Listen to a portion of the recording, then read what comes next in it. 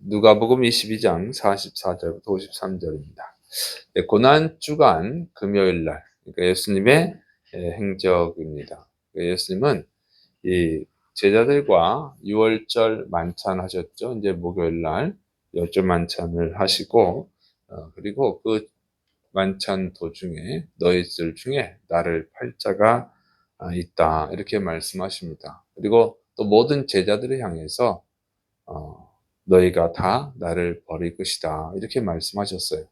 그때 이제 베드로가 저는 주님과 함께 옥에, 감옥에도 가고 죽을 것도 각오를 했습니다, 이렇게 에, 말을 해요. 그러니까 그 말을 듣고 다른 제자들도 다 같이 그렇게 말합니다. 저희도 다 주님과 죽을지언정 뭐 주님을 버리지 않을 것입니다, 이런 말을 하죠. 그리고 나서 예수님은 이런 말씀하시죠. 베드로에게 너가 오늘 다 굴기 전에 나를 3번 부인할 것이다, 이런 말씀하십니다. 그리고 이제 감람산으로 기도하러 가셔요. 습관을 따라서 기도하러 가셨다고 하는 것이죠. 그래서 이 습관하면 우리가 어떻게 생각하면 무의식적으로 반복하는 거를 습관이라고 그러죠. 나도 모르게 하게 되는 것, 이게 이제 습관이라고 하는데, 여기서 이 습관은 그런 의미가 아니에요. 그냥 생각 없이 하는 게 아니고 늘 평상시 하던 대로, 그런 의미예요. 예수님께서 습관을 따라 기도했다 하는 것은 뭐 의식이 없이 그냥 하는 게 아니고 평상시 하던 대로 기도를 하셨다, 이런 의미로 쓰고 있는 것입니다. 그래서 예수님은 평상시 이 감람산에서 기도하셨어요. 또 감람산이 아니라도 항상 기도하셨죠. 오병이어 기적을 일으켰을 때 정말 많은 백성들이 다 놀래가지고 예수님은 억지로 막 왕을 만들려고 했죠.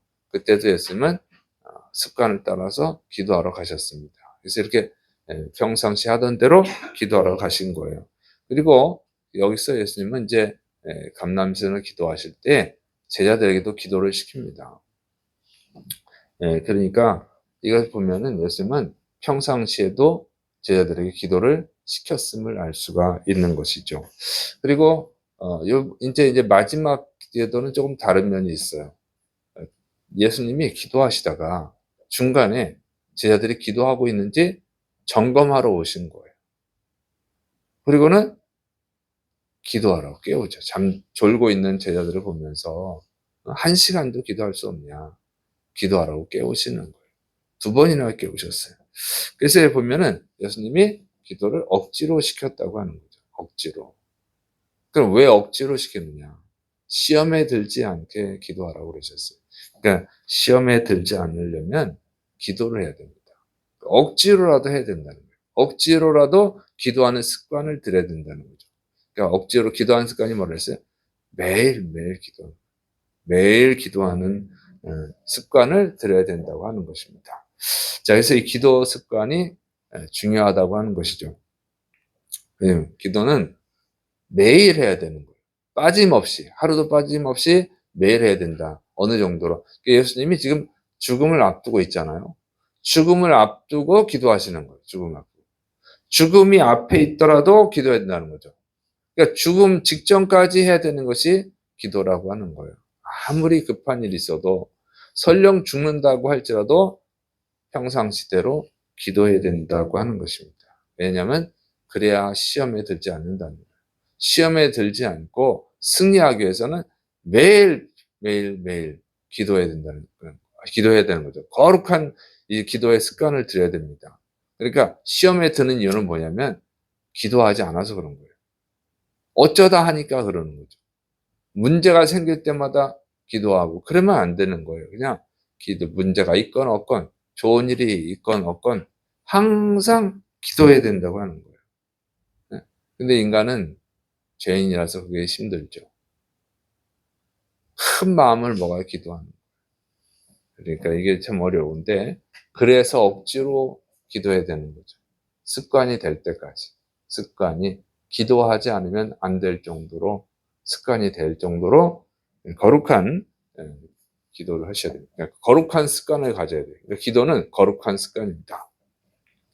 그래서 억지로 기도하는데 또 예수님은 기도하는 것을 또 자꾸 보여주시는 거예요. 어떻게 기도해야 되는지.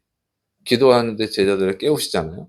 그리고 기도하시는데 누가복음 22장 44절 예수님께서 힘쓰고 애써 더욱 간절히 기도하시니 땀이 땅에 떨어지는 빗방울 같이 되더라. 그래서 예수님 기도할 때 땀이 빗방울이 됐다고 하는 거예요. 이게 이제 어떻게 되냐면 의학자들은 이런 현상은 극도로 긴장할 때, 극도로 스트레스를 받았을 때 뭐 이런 현상이 나타날 수 있다고 해요. 그래서 어떤 비행기 사고로 인해서 비행기가 추락할 위기에 처했을 때 거기에 탔던 사람 중에 이 땀이 피가 돼서 나온 경우가 있었다고 합니다. 뭐 그런 현상이라고 해요. 어쨌든 예수님이 얼마나 간절히 기도했는지를 알 수 있는 것이죠. 정말 땀방울이 핏방울이 될 정도로 예수님은 간절히 기도하셨는데 평상시는 이렇게 안 하셨지만 그러나 평상시도 항상 간절히 기도하셨다고 하는 거죠. 그래서 이런 모습을 보여주는 거예요. 얼마 간절한 게 뭐냐, 간절한 게. 네? 간절히 기도한다는 게 뭐냐를 보여주는 거예요. 막 소리를 질러야만 간절한 게 아니고 물론 이제 간절하면 보통 소리를 지르게 됩니다. 그런데 이제 일반적으로 기도할 때는 다른 사람들한테 방해가 되니까 그렇게 안 하죠. 근데 기도원 가서 할 때 뭐 그럴 때는 간절히 하고 뭐 산에서 기도할 때 간절히 할 수 있는데 그렇게 막 소리를 질러야만 간절한 것이 아니고 정말 집중해서 기도하는 것이죠. 그래서 그런 모습을 주님이 보여주신 거예요.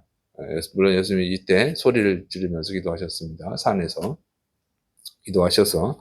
근데 뭐 집에서 기도할 때 막 소리를 지르고 기도하시면 옆에 사람들이 놀라니까 아파트에서 또 소리 지르고 기도하시면 신고가 들어와요. 이제 그런 건 그러니까 그럴 때는 지혜롭게 해야지. 그러나 소리는 안 지르더라도 간절히 집중해서 기도해야 되는 거죠. 자, 그래서 그런 모습을 보여주신 거예요. 이렇게 기도해야 된다. 네. 그래서 우리가 간절히 예수님만큼은 못하더라도 어쨌든 예수님을 닮아가는 그런 기도를 해야 될 줄을 믿으시 기 바랍니다. 예. 그런데 막 보면 존단 말이에요. 응? 지금 설교하고 있는데도 조는 사람도 있어. 참 어려서 그렇지. 근데 간절히 하셔야 돼요. 간절히. 자, 그리고 이제 이 기도를 마치실 때 이제 이 기도하는 장소에 가룟 유다가 대제사장들의 종들을 이끌고 또 경비대장을 이끌고 왔습니다. 그리고 예수님께 입맞추려고 하는 것이죠. 그러니까 인사 방법이에요.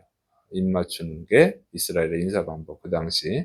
그래서 그때 이제 예수님께 입맞추는 이유는 이 군인들에게 예수님이 누군지를 가르쳐 주는 사인이에요. 예수님이 그걸 다 아시죠. 그래서 유다야, 내가 입맞춤으로 인자를 파느냐. 그러니까 입맞춤은 아주 친한 사람들끼리 인사 방법인데 네가 그게 친구한테 할 일이냐. 이렇게 말씀하시는 거죠. 그 양심에 찔리라고. 어떻게 그럴 수가 있느냐. 그래서 이제 가룟 유다가 회개하고 구원받기를 원하시는 거예요. 내가 다 알고 있다. 너 빨리 회개해야 된다. 마지막까지 예수님은 이 가룟 유다를 구원하시기 위해서 정말 노력을 하신 거예요. 그러나 이 욕심과 사탄에 사로잡힌 가룟 유다는 끝까지 회개하지 않습니다. 그래서 이 사인을 받은 대제사장의 종들이 이제 예수님을 붙잡으려고 하니까 그때 옆에 있던 베드로가 칼을 휘둘러서 오른쪽 귀를 잘라버립니다. 그런데 예수님이 그것까지 참아라. 베드로에게 참으라고 말씀하시고 그 잘린 귀를 들어서 그 종에게다 붙여줍니다. 그리고는 예수님은 붙잡혀 가셨어요. 예수님은 다 아셨기 때문에 피할 수가 있었어요. 가룟 유다가 예수님 팔 걸 알았기 때문에 그 자리에서 기도 안 하시면 되죠. 다른 데 가서 기도하시면 되는데 피하지 않으신 거예요. 그리고 베드로가 칼을 휘둘러서 그 종을 귀를 잘랐을 때 도망칠 수가 있었어요. 도망가지도 않습니다. 예수님은 그냥 붙들려 가셨어요. 왜? 그것이 하나님의 뜻이기 때문에 그랬죠. 인간을 구원하기 위한 속죄 제물이 되는 것이 하나님의 뜻이었기 때문에 예수님은 피하지 않으셨다는 거예요. 하나님의 뜻에 순종하기 위해서. 그런데 여러분, 이런 게 쉽지 않죠. 성도들이 기도하는 이유는 뭡니까? 소원을 이루기 위해서. 또는 문제가 생겼을 때, 환란이 왔을 때 그걸 피하게 해달라고 기도하는 거죠. 그런데 예수님은 그걸 피하지 않으시고, 성도들은 하나님의 뜻이 중요한 것이 아니고 나의 안전, 나의 평화, 나의 축복, 나의 행복이 중요하잖아요. 그래서 도망간단 말이에요. 하나님의 뜻인 걸 알아도 순종하지 않죠. 지금 나한테 고난이 왔을 때, 어려운 일이 생겼을 때 거기서 하나님의 뜻을 찾는 것이 아니라 여기서 빨리 벗어나게 해주세요. 이걸 좀 피하게 해주세요. 이걸 기도하는 것이지 하나님의 뜻을 찾질 않아요. 고난 당하는 것이 하나님의 뜻이라 할지라도 난 싫다고. 왜 하나님 나를 안 사랑하시냐고. 왜 나한테 이런 어려움을 주냐고. 내가 하나님 위해서 얼마나 충성했는데 나한테 왜 이러시느냐고. 이렇게 하죠. 뭐 하나님의 뜻입니까 이게? 이런 거 묻지 않아요. 뜻이라고 해도 싫어한다. 그리고 순교하라 그러면 도망가죠. 인생의 어려운 문제를 만났을 때도 도망가려고 하는데 죽는다 그러면 그걸 받아들이면 도망가죠. 예수님의 제자들 분명히 주님과 함께 죽는 것까지 각오했습니다. 다 도망가 버렸잖아요. 예수님 말씀하신 대로 다 버렸잖아요. 주님이 가르쳐 주셨어요. 그때 자기들은 죽으면 죽었지 주님을 부인하지 않습니다. 주님을 버리지 않겠습니다 해놓고 다 도망가 버렸어요. 예수님은 스스로 잡히셨지만 저희들은 도망가 버렸다는 거예요. 이게 인간이에요. 왜 예수님은 도망가지 않으시는가? 왜 예수님은 하나님의 뜻에 순종하시는가? 그 힘이 어디 있냐면 기도예요. 습관적 기도의 힘이에요. 거룩한 습관적 기도의 힘이라는 거죠. 기도할 때 우리는 하나님의 뜻을 따를 수가 있어요. 기도할 때 하나님의 뜻을 받아들일 수 있다는 거예요. 순종할 수 있다는 거죠.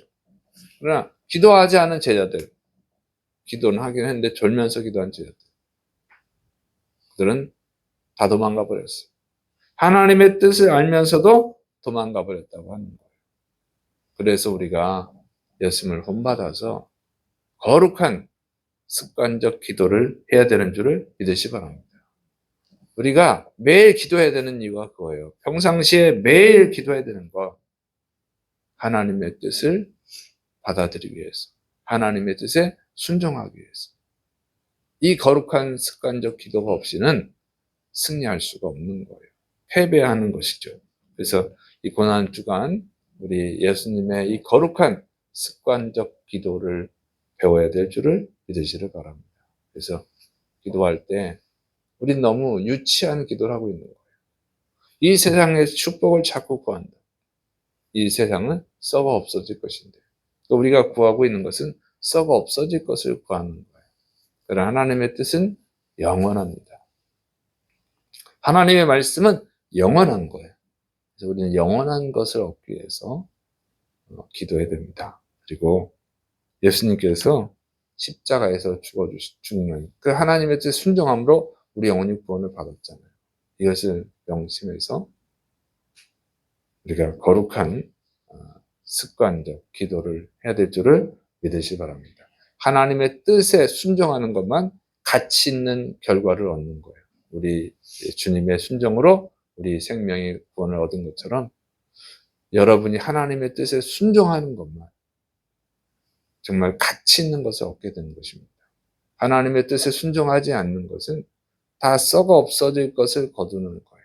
가룟 유다처럼 뭔가 얻은 것 같지만 은 30세계를 얻은 것 같지만 결국 자기의 생명까지 영혼까지 잃어버리는 거예요.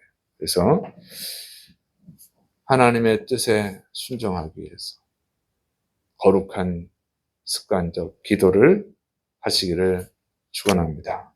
기도하겠습니다. 사랑이 많으신 하나님 아버지, 우리 예수님께서 습관을 따라 기도하심으로 그 힘으로 우리를 구원하셨습니다. 이것을 명심하고 또 우리도 기도하는 자가 되게 하여 주옵시고 또 다른 영혼을 구원하기 위해서 전도하기 위해서 기도하는 자가 되게 하여 주옵소서. 예수님의 이름으로 감사하며 기도드립니다. 아멘.